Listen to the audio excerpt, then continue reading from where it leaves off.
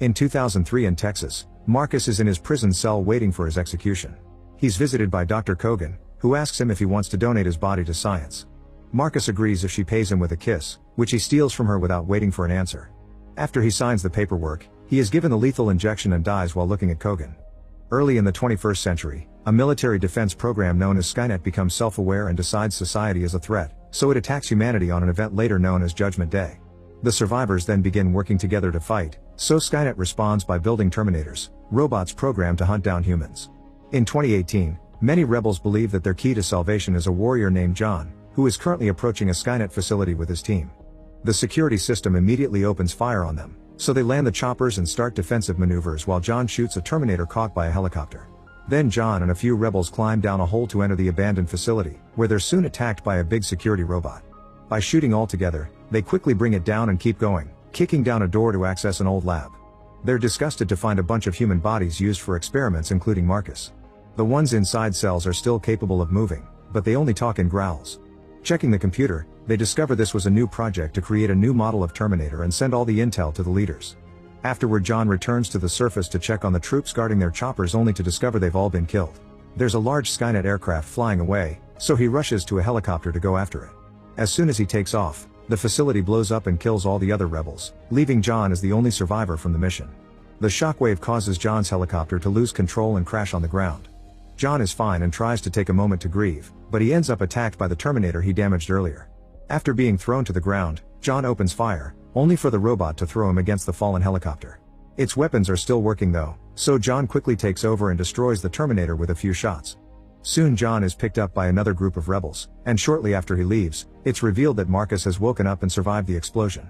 Unaware that he's in the future now, Marcus takes the clothes from a dead rebel and wanders away to find civilization.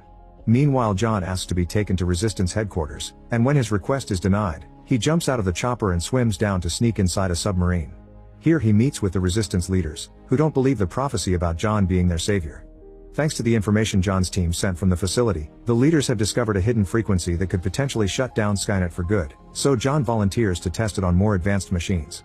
The Resistance has also intercepted a transmission from Skynet with a kill list warning that all the leaders will be dead in 4 days. John is second on the list, and in first place is Kyle, the guy who will travel to the past to become John's dad. Afterward, John returns to his home base and learns that they've managed to retrieve a long robot claw, which refuses to be subdued. They've already burned out his transmitter to stop it from contacting Skynet, but it can still receive signals.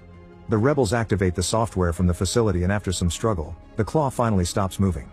The team immediately ties it down, but they also discover that if they turn off the signal it'll be awake again, so it must be played constantly. While the claw scans John's face, he announces he'll test the software on something bigger.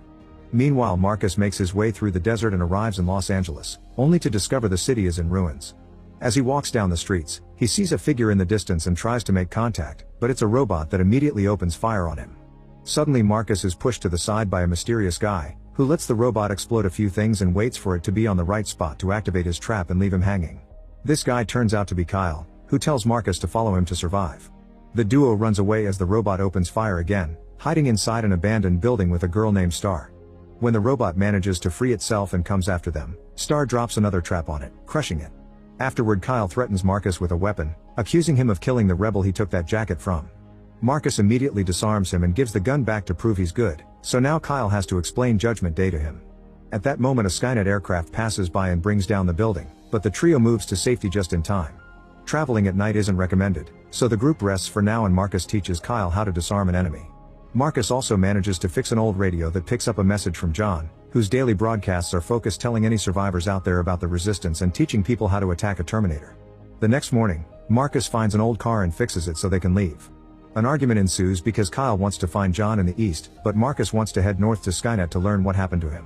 They're suddenly interrupted by a Skynet scout approaching them. The trio immediately gets in the car and drives away as fast as possible, but the scout never opens fire, it just scans their faces while Kyle kicks it. Eventually the scout flies away on its own, so Marcus throws a tool at it to make it crash.